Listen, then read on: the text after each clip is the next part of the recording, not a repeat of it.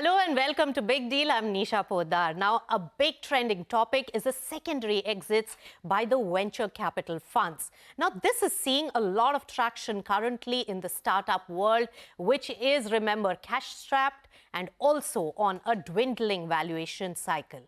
Now, two reasons: lack of other exit options as well as end of the life cycle of these funds are really driving the venture capital funds to go for secondary exits at a significant discount. Let's discuss this with industry experts. Let me welcome on the show Ashish Fafadia of Blume Ventures, Pankaj Naik from Avendus Capital, and Anand Lunia of India Quotient. Hello and welcome to all of you. Anand, starting with you. Overall, how is the exit mechanism and the scenario looking for the VC community right now? Well, Nisha, some of the recent IPOs have actually opened up a path, right? I think it's looking good. People like Pankaj are very helpful. They are clearing the market. And I think this is the first time, you must have seen the news that for a change, a lot of capital, both from private equity and venture capital, went back out of India. Very positive sign. And things are looking quite positive. I wouldn't say that we're making a lot of money, but yes, there is a lot of liquidity in the market right now. So Anand, that's a good sign. Let me take across to Pankaj, who's the deal maker here. Pankaj, I'm sure you're busy with secondary exits at the moment. Give us a sense on what are the top trends in the secondary exits for VCs when it comes to the startups. Yeah, and thank you, Nisha. Thanks for having me here. As Anand rightly said, I think most of the banker community is busy in different products. Obviously, capital markets are good, so a lot of companies are preparing for IPO and the block trades are happening. Second is obviously the private secondaries, and that in last 4 or 5 years, probably $7.7 billion actually gone through the private secondaries, which is actually almost as big or bigger than actually the IPO and block trades, especially in the tech sector, right? So, and the third, actually, obviously the M&As have been far and few, especially cash M&As have been far and few. The new trend that we are observing and we are in the middle of it is actually the portfolio secondaries. So there are two ways venture capitalists are, taking exits in the companies. Either private secondaries, which are being facilitated by the founder-run secondary process, which we have been doing for last 4 or 5 years and almost given $4 billion exits through that. And the new trend is also doing a portfolio secondaries. So these are large secondary only funds that are now focused on doing a complete buyout of the GP portfolios, and that capital is actually being raised worldwide quite significantly. And India earlier was a little shallow market for that, especially within tech. But now, considering the maturity of the companies, this particular trend of private secondary portfolio being bought by institutional secondary investor is significantly on the rise. Similarly, the high net worth individual market is also looking at the purchase of the high quality portfolio of venture capitalists. Obviously, the size there is smaller as compared to the institutional secondaries, but both these markets are very active apart from the IPO and secondary exit market. All right, so that's a definition of where the secondary exits are. But Ashish, jump into this discussion. How are secondary exits very different from the traditional exits? And also, I see that a lot of secondary funds would like a huge, significant discount to the last round as well. Sure. So, first of all, thanks for having me over. We'll break this down into the two types of secondaries that we are talking for this discussion. The first is where you are selling your secondary stake to an incoming investor. We'll focus on the second one, where the fund managers are being approached by other larger investors who are saying that we can piece together a portfolio out. You have had a maturity of your fund. You might need to exit over the next 1, 2, or 3 years. why don't we pick a certain assets from your portfolio and buy them out and take it forward? So in this secondary kind of a buyout, people try and operate with two models. One is where they take those over out and out, and then the investors have changed hands and the journey for the company goes on. The best opportunity for these come in markets where private equity and VC investors have completed a couple of cycles, so that there is a visibility and depth that eventually these are more like bridge secondaries, where the company has another 2, 3, 4 years to get to an IPO and the VCs have to get out. And the discount comes into play for this because the VCs or Ps have to get out, and there is a time stamp at the end of the fund life, which is what the secondary investors would come in and say, okay, I'll buy this out so that there is some kind of a liquidity for your investors. The other category is where the investors who are buying this out say that, guys, you have had a run with the company, you understand the company inside out, you understand the DNA of the founder. We are giving the liquidity. You can clean out your other LPs and give them consideration for these assets, but manage these companies for us, for which there will be extension effectively of your journey. Both of these arrangements are starting to become common because Indian markets have reached that stage of maturity on the private alternatives asset side where this becomes plausible. Hitherto, you saw a lot of Singapore, Hong Kong, Canadian and American investors do these things and come in. Now it is starting to get common in India as well. That's right. It's a newer phenomena in India, though has been happening, but right now the trend is very strong.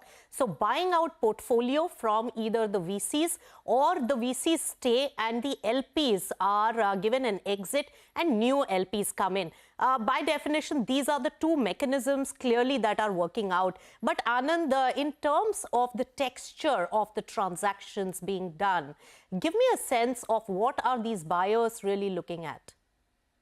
Well, they're looking for the winners. Nisha, bulk of the investment in India started from the first check that Tiger put in Flipkart, right? And I think it's been like 10 to 14 years since then. Yes. And I think between 10 to 14, 15, Pankaj used to focus a lot on fundraising, and a lot of money came into India. And I think many of those companies, including Flipkart, including Zomato, Swiggy IPO now, Bluestone, most of the companies which sort of were in that era, 2010 to 15, they are now ready either to exit or, of course, many have already given up and wound down. Buyers are looking for winners. This is the time where buyers are saying, I'm happy to pay a premium. I want a category winner. I want your best company and somebody who's sort of, can expect to be on the path of what Zomato has done after listing. Right? That's the expectation.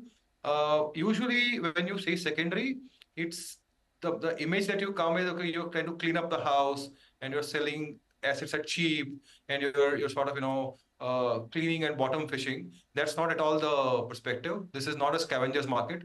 People are looking for really the outperformers, right? Particularly the outperformers who survived the boom and bust in 21. Right. So they are looking for outperformers. So if all the juice from your portfolio is really taken away by some of these secondary, funds and buyers at this particular time who are looking for value picking and are also cherry picking.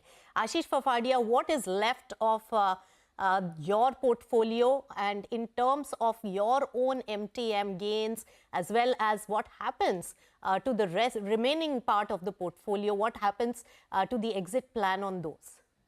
Sure. So I think a better perspective, having done two of these exercises over the last 4 years, and we pretty much, I think, if I can look back, we were the first amongst the people in India who attempted something like this, and we did it in partnership with Pankaj's team as well. So the attempt here is, yes, the cherries are going to be picked at the top, but these are also eventually the big drivers. The fund is coming to an end anyway. So you have to put them out and sell. The opportunity here is that you are going to have somebody come in, provide the liquidity, and not wait it out till the optimum IPO time. And then there is going to be some other companies that you have a better shot at. So it's not that there'll only be 2, 3, 4 good assets in the fund out of a 25, 30 or a 40 company portfolio that a VC will have. There will be about 20% of them which will be companies that will do well. The second is going to be an attempt which will clean out the top 3, 4 which are matured at that point in time. And then you, over the next 2, 3 years, you go back and work on the remainder of the companies and take them out. And you also get a realistic shot at going back to your LPs and say, look, with the top 3, 4 companies or 5 companies, I have delivered 2x of the DPI. Now allow me an extension. Those conversations become very plausible, which otherwise people will doubt and say, you have no DPI, you're struggling. Is your MOIC legit? Show us some conversion. So it is a win-win, is what I would say. To the extent you're not deep discounting, it acts as a win-win construct. Right. So giving returns to the LPs and also for future fundraising mechanism, these exits are very critical. Now, Pankaj, you have seen many such transactions. Give us a sense on the kind of valuation drop that one is seeing. Also, how does it work out between the real value as well as the last fundraise value? Because very few companies can really command the kind of valuation that they achieved in their last round of fundraising when there was high liquidity and euphoria in the market. And third, then what is the buyer, or are there new kinds of buyers also emerging? Give us a lay of the land when it comes to this kind of a deal structuring. Sure, Nisha, I think all very, very valid questions, and especially on the valuation, right? So 2 things. One is, what was the last round valuation and when the last round valuation took place? Ideally, if it's 2021, a lot of people are thinking whether it was, highly valued or not. But more importantly, they also look at the NAVs, right? So what is the fund carrying their particular investment at what kind of NAV? And if the fund has been, prudent enough to kind of, you do a mark to market based on comparables, either here in the US, if it's a SaaS company, then look at the US, or here you look at the public comparables, etc. And they're marking their NAV at a justifiable price, then the discounts are not very high. For actually some of the star performance, as Anand said, right, in continuation funds where, GP continues and LP just changes, the discounts, even I've heard closer to 0% or even less than 5%, if your NAV is well justified.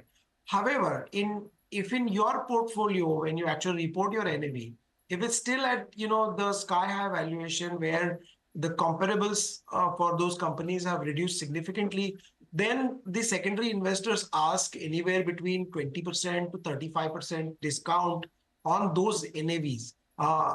Also, because a lot of these investors, this comes to your second question, these are fund of funds, they're pure secondary funds. They also are LPs in a lot of GPs. So a lot of times these investors actually have some reasonable sense on what actually the real value of some of these portfolio and their what real NAV is.